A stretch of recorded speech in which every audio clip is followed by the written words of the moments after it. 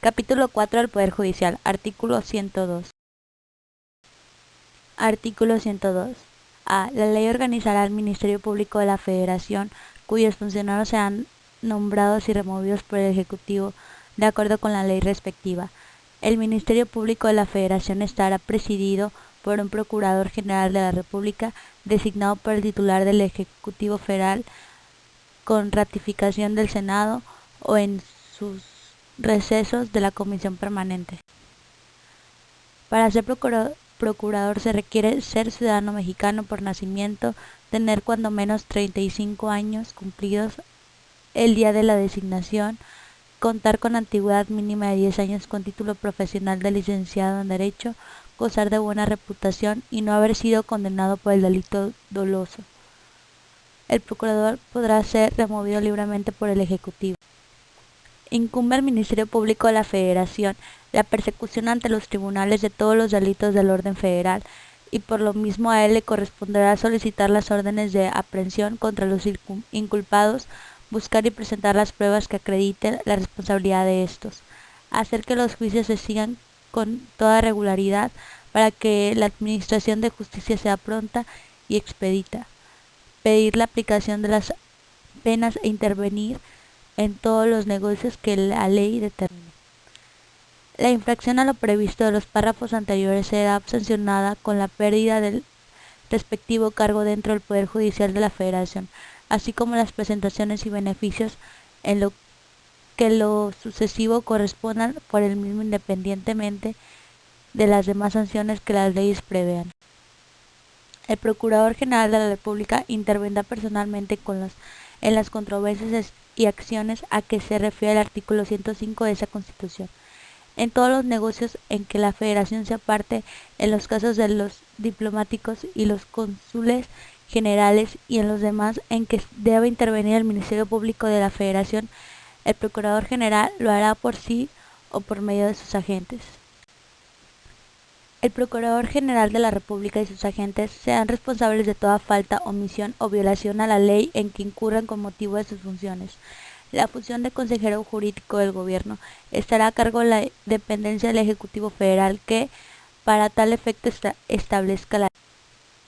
B. El Congreso de la Unión y las legislaturas de las entidades federativas, en el ámbito de sus respectivas competencias, establecerán organismos de protección de los derechos humanos que ampara el orden jurídico mexicano, los que conocerán de quejas en contra de actos u omisiones de naturaleza administrativa provenientes de cualquier autoridad o servidor público, con excepción de los del Poder Judicial de la Federación que violen estos derechos. Los organismos a que se refiere el párrafo anterior formularán recomendaciones públicas no vinculatorias, denuncias y quejas ante las autoridades respectivas. Todo servidor público está obligado a responder las recomendaciones que les presenten estos organismos.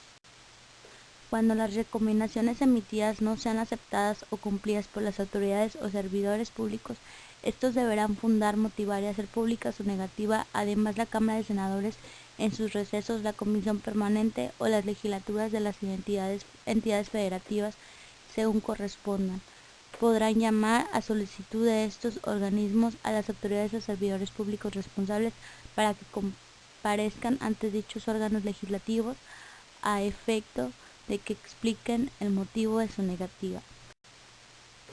Estos organismos no serán competentes tratándose de asuntos electorales y jurisdiccionales.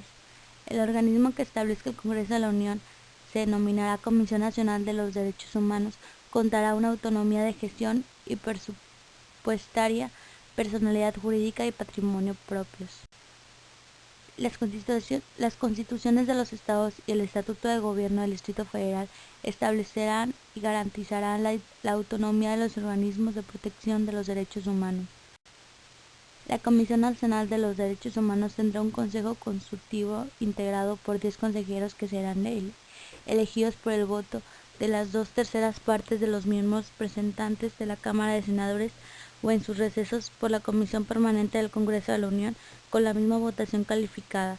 La ley determinará los procedimientos a seguir para la presentación de las propuestas por la propia Cámara.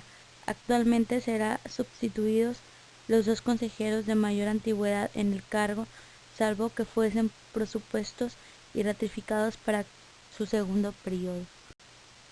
El presidente de la Comisión Nacional de los Derechos Humanos, quien lo será también el Consejo Consultivo, será elegido en los mismos términos del párrafo anterior. Durará en su cargo 5 años, podrá ser reelecto por una sola vez y solo podrá ser removido de sus funciones en los términos del título cuarto de esta Constitución.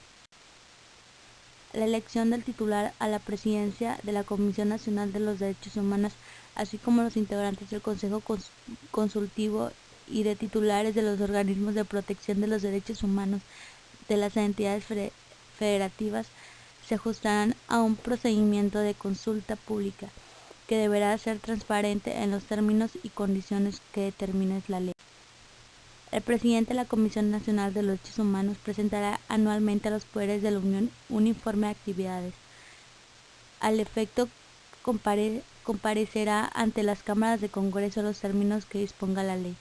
La Comisión Nacional de los Derechos Humanos conocerá las inconformidades que se presenten en relación con las recomendaciones, acuerdos o omisiones de los organismos equivalentes de las entidades federativas. La Comisión Nacional de los Derechos Humanos podrá investigar hechos que constituyan violaciones graves de derechos humanos cuando así lo juzgue conveniente o lo pidiere el Ejecutivo Federal, alguna de las cámaras de Congreso de la Unión, el gobernador de un estado, el jefe de gobierno del Distrito Federal o las legislaturas de las entidades federativas. Artículo 102.